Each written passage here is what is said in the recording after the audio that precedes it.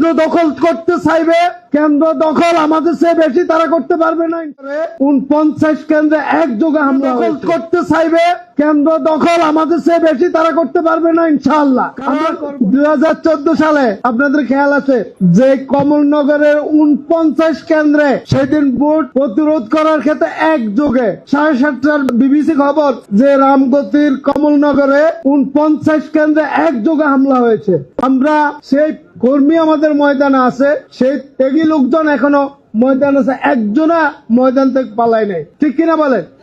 তাহলে আমাদের দরকার আপনারা যারা আজকে এখানে এসেছেন আমাদেরকে জান এবং মাল দিয়ে এবং আপনাদের পরামর্শ দিয়ে প্রত্যেকটি আপনার পরিবারে আপনার সমাজে আপনার কতটুকু কাজ করতে পারেন সেক্ষেত্রে আপনি সহযোগিতা করবেন, আমাদেরকে কাজে লাগাবেন। তাহলে কিন্তু যে পরিবেশ রামগতি কমলনগর তৈরি হয়েছে, সাংগঠনিক ভাবে হয়তো আমরা দুর্বল, কিন্তু জনগণের সাপোর্ট নিয়ে নির্বাচনে সাংগঠনিক যে ক্যাটাগরি গুলো করি আমরা হয়তো এই ক্যাটাগরিতে নাই, কিন্তু আমি মনে করি আমরা জনগণের মাঝে এই ক্যাটাগরিতে আছি যদি আপনারা আমাদের পাশে থাকেন।